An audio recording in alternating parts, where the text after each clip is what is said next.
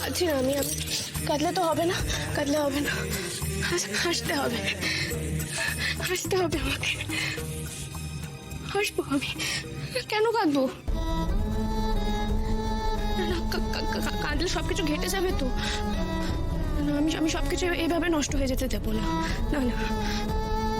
স্যারের সামনে কাঁদলে তো আরো মুশকিল।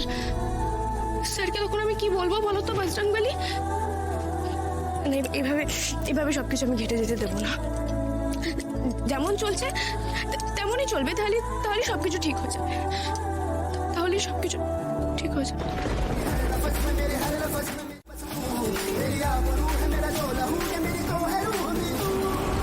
না, আমি আপনাকে কিছুতেই কষ্ট পেতে দেব না স্যার।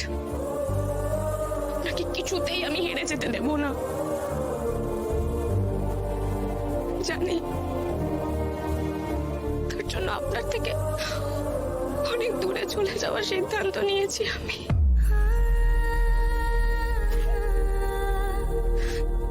কিন্তু না, আমি কেন কাঁদছি?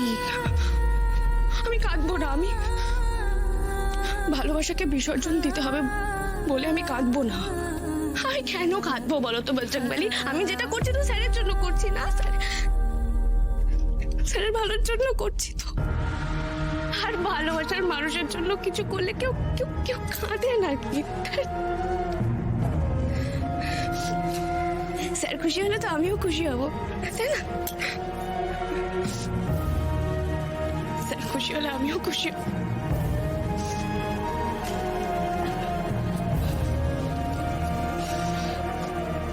কিন্তু বজরংবলী, ডিলটা কিন্তু ভুলে গেলে হবে না। যেমন করেই হোক স্যারকে তার জায়গা ফিরিয়ে দিতেই হবে। কিন্তু কিভাবে স্যার অপবাদ মুক্ত হবে বলো তো? আমাকে বলো না একটু, আমি বুঝতে পারছি না। একটা তো পথ দেখাও বজরংবলী, কি করে স্যার অপবাদ মুক্ত হবে? मेरा गाँव भी वहीं जहाँ तेरे তুমি खिलती একটা পথ দেখাও না বজরংবলী। चैन भी वहीं बीते सारी रैन भी वहीं जहाँ शाम तेरे संग ढलती है। বাবলুদা দাও না রিমোটটা, কেন এরকম করছো বলো তো? আরে সাকোদা লাস্ট পার্টটা বাকি, দাও না। এই বাড়িতে আমার সিনেমা চলবে না, আমার ভালো লাগছে না পুরোনো জিনিস দেখতে, প্লিজ। আরে সাকে কি এমন হয়েছে বলো তো? দাও না রিমোটটা। আরে বললাম তো, তুমি তো জানোই। আবার বাবলুদা কি হচ্ছে? ওই তো আসি এসে গেছে।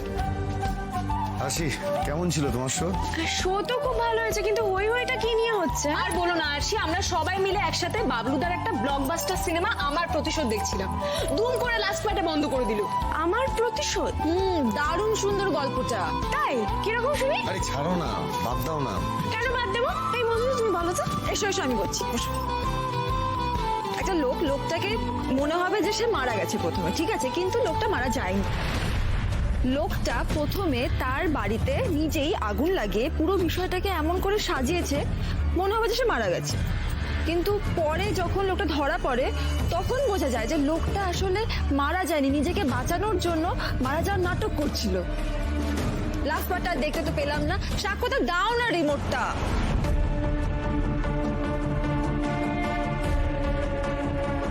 মরে না গিয়ে মরে যাওয়ার নাটক করা?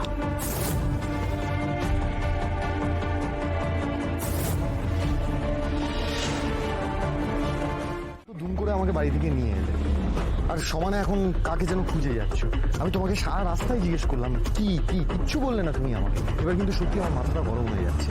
কি ব্যাপার স্পষ্ট করে না বললে কিন্তু এক পাও এগোবো না। আচ্ছা ঠিক আছে, সরি, আমারই ভুল হয়েছে, আপনাকে আগেই বলা উচিত ছিল। কিন্তু ঘটনাগুলো এমন তাড়াতাড়ি ঘটেছে না, পরপর আর বলা হয়নি আপনাকে। ঠিক আছে, এখন আমি সবটা বলছি। বলো। প্রথমেই বলি, বজরংবলীর মন্দিরে উপনীতাদির বরের সঙ্গে ওই 3 আঙুলে খাওয়া মেয়ে। উফ, আবার সেই বনিতার বর। হাসি, তুমি নিজেই তো বলেছিলে যে তোমার বিরক্ত লাগে ওর ব্যাপারে কথা বলতে, ওর ব্যাপারে ভাবতে, তাহলে কেন আবার? উফ, দাঁড়ান না, পুরো কথাটা শুনুন না আগে স্যার। হ্যাঁ, আমার বিরক্ত লাগে তাই পাত্তা দিইনি, কিন্তু কাল না একটা একটা অদ্ভুত স্বপ্ন দেখেছি আমি, সেটা আপনাকে বলা হয়নি।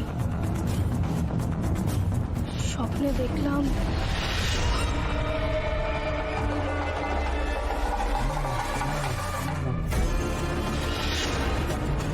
তাই নাকি? এ আবার কেমন স্বপ্ন? আমারও এমনটাই মনে হয়েছিল স্যার।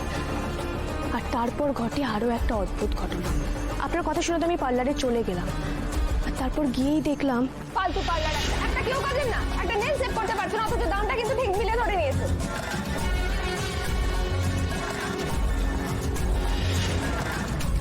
হোয়াট? অ্যাপ্রন কেটে দিল?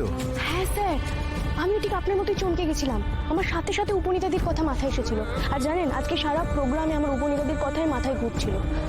আর বাড়িতে ঢুকেই আপনার সিনেমার গল্পটা শুনে আমার মাথা পুরো ঘুরে গেল স্যার। আমার ধুয়ে ধুয়ে চার করতে পেরেছি আমি। মানে সিনেমার গল্প শুনে দুয়ে দুয়ে চার কি করে করছো আমি বুঝতে পারছি না। স্যার, আপনাকে তো শুরু থেকে সবটাই বললাম আমি। দুটো মানুষের ব্যবহারে এতটা মিল হয় নাকি কখনো?